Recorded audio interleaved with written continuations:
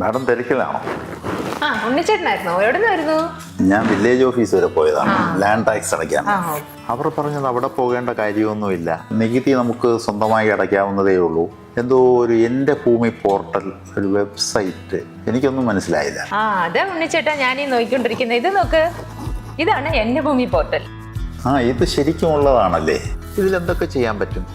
ഉണ്ണിച്ചേട്ടൻ അതിങ്ങി തന്നെ ഞാൻ പറഞ്ഞുതരാം. ഇതിൽ നമ്മുടെ ഭൂമിയുടെ വിവരങ്ങൾ അറിയാൻ വേണ്ടി ഇതാ ഈ തിരയുക എന്ന ബട്ടൺ ക്ലിക്ക് ചെയ്യണം. കണ്ടോ, നമ്മുടെ വിവരങ്ങളെല്ലാം വരുന്നുണ്ട്. ഇത് ഞാൻ വിചാരിച്ചതിലപ്പുറമാണല്ലോ. ആണല്ലോ.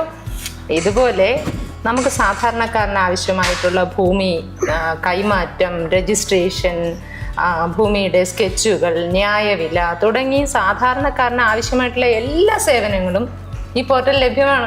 റവന്യൂ വകുപ്പ് നമ്മൾ ഞെട്ടിച്ചുകൊണ്ടിരിക്കുകയാണല്ലോ. ഇത് റവന്യൂ വകുപ്പിന്റെ മാത്രം പദ്ധതിയല്ല. റവന്യൂ വകുപ്പും സർവേ വകുപ്പും രജിസ്ട്രേഷൻ വകുപ്പും സംയുക്തമായിട്ടാണ് ഈ പദ്ധതി നടപ്പിലാക്കുന്നത്. ഇത്രയും നാൾ ഭൂമി സംബന്ധമായ ഓരോ ആവശ്യത്തിനും ഓരോ ഓഫീസ് കയറി ഇറങ്ങണം. ഇനിയിപ്പോൾ അതിന്റെ ആവശ്യമില്ലല്ലോ, എല്ലാം ഡിജിറ്റലുമാണ്, സമയമില്ല. അത് ശരിയാണ്. പക്ഷേ അതിപ്പോൾ കുറച്ച് വില്ലേജുകളിൽ മാത്രമേ പ്രാവർത്തികമായിട്ടുള്ളൂ. ഡിജിറ്റൽ സർവേ കഴിഞ്ഞ് റവന്യൂ റെക്കോർഡുകളെല്ലാം റവന്യൂ ഭരണത്തിന് കൊടുത്ത് അവരുടെ രേഖകളിൽ ഉൾപ്പെടുത്തിയതിന് ശേഷം മാത്രമേ കേരളത്തിലെ എല്ലാ വില്ലേജുകളിലെയും സേവനങ്ങൾ ഇത്തരത്തിൽ ലഭ്യമാവുകയുള്ളൂ. പിന്നെ വേറൊരു കാര്യം കൂടി ഉണ്ട് കേട്ടോ. അതായത് എൻ്റെ ഭൂമിയിൽ ലോഗിൻ ചെയ്താലേ നമുക്ക് ഈ സേവനങ്ങളെല്ലാം പോർട്ടലിലൂടെ കാണാൻ പറ്റുള്ളൂ. അതിന് ഇതുപോലെ ഫോൺ നമ്പർ കൊടുത്ത് രജിസ്റ്റർ ചെയ്യാം. വളരെ എളുപ്പമാണ് കേട്ടോ, ഒരുപാട് കോംപ്ലിക്കേഷൻസ് ഒന്നുമില്ല. ഇത് സോഷ്യൽ മീഡിയയിലൊക്കെ അക്കൗണ്ട് എടുക്കുന്നത് പോലെ അത്രയ്ക്ക് സിമ്പിൾ. അതെ, അത്രേ ഉള്ളൂ. എന്താണ് വിഷയം? ഭൂമി എന്നൊക്കെ പറയുന്നത് കേട്ടല്ലോ.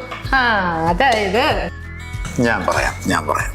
ഭൂമി കൈമാറ്റം, രജിസ്ട്രേഷൻ, ഭൂമിയുടെ സ്കെച്ചുകൾ, ന്യായവില, ബാധ്യതാ സർട്ടിഫിക്കറ്റ് തുടങ്ങി നമ്മളെപ്പോലുള്ള സാധാരണക്കാരന് ഏറ്റവും അത്യാവശ്യമായ ഭൂസേവനങ്ങളെല്ലാം എൻ്റെ ഭൂമി എന്ന ഈ സംയോജിത പോർട്ടലിൽ ലഭ്യമാണ്.